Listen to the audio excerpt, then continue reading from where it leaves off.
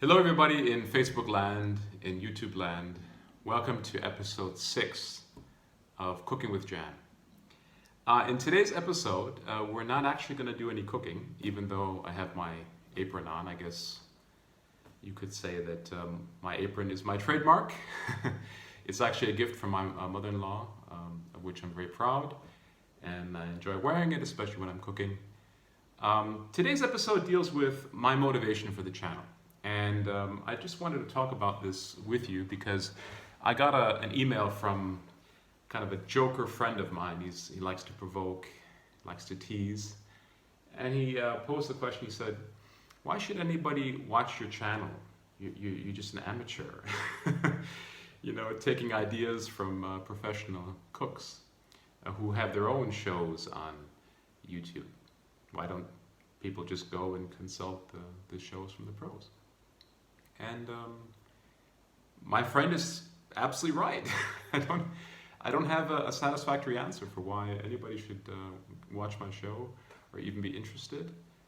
The cooking shows from pros like Jamie Oliver and his Italian counterpart Gennaro Contaldo, Jacques Pepin, Julia Child. You can watch them on YouTube. I mean, they're very educational. They're terrific, very well done, and you learn a lot, and so am I. But that brings me to the real motivation for why I'm doing this, which is to just spread the message, spread the joy of cooking, and it's worked out beautifully. I mean, I've gotten a lot of positive feedback from friends and family, which I'm very thankful for. And just this morning, I got a separate message from another friend who said that he had tried out the northern German cucumber salad, which is a recipe from Kalle, that's that Hamburg cook whom I mentioned in episode 3, if my memory serves me correctly. And he tried it out for his family. He sent me a picture, it looked great. And I asked him how it went. He said, family really enjoyed it. So, that's what this is about.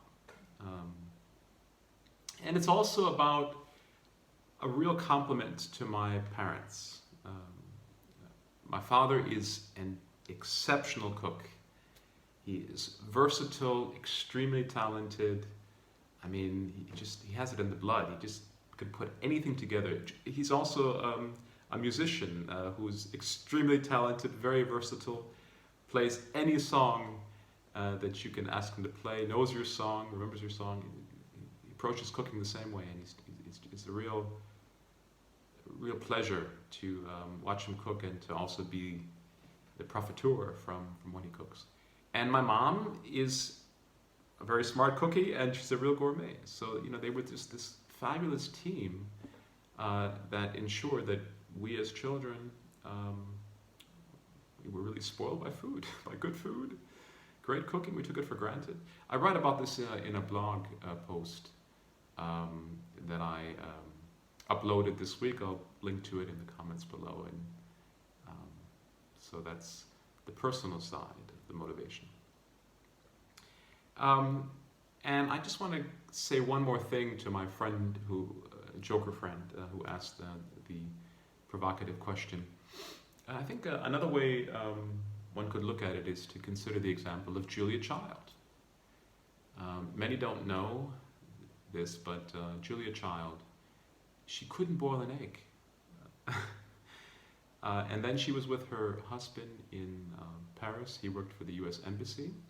And she had this passion for food, really wanted to learn how to cook, and she just enrolled in a French cooking school. I believe it was called La Cordon Bleu. And it was very intimidating. She was the only woman in the class. But she persevered. She worked really hard, made a lot of mistakes, some of which, of course, were shown in her iconic cooking show later, and never made any apologies, always said that. And she turned out to be, this cultural icon in the United States, with her cooking show, with her cookbook, The French Chef, I believe it was titled. And I know all this because I just got done watching a very poignant film by Nora Ephron, whom you know from another great film, When Harry Met Sally. The film is called Julie and Julia, and I would recommend it to all my viewers. I think it'll move you as well. I mean, I was really touched by it, especially because I'm in this phase where I'm so desperate to be a better cook and to learn new dishes and then share them with you. So on that final point, I just wanted to say a few words about what'll be cooking in my kitchen in the next weeks and months ahead. I'd like to do a segment on German fried potatoes, which in German are called Bratkartoffeln. I just did a batch for Anke for her midday meal. She's working from home today. And they were out of this world.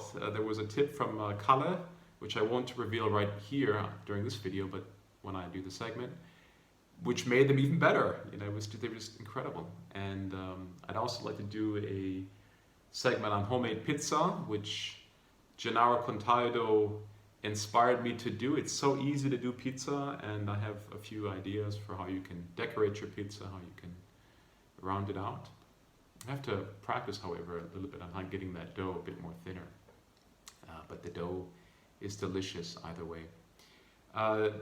Maybe there'll be a segment on an American cheeseburger, which is one of the first things that I learned how to do when I started doing any cooking at all. Other ideas would be the Swiss Wurst salad or the Schwarze Wurstsalat. Why is it called Swiss Wurst salad? It's because it's with cheese. And I think I've perfected it after trying for many times, as well as spaghetti bolognese, which is actually my best dish, I think. Although things are changing, so maybe I'll be getting better at other dishes as well. So if you have been enjoying what you've been seeing here on the channel, please give me a thumbs up and also subscribe to the channel. And I will speak to you in the next video. And until then, as Jacques Pepin says, happy cooking!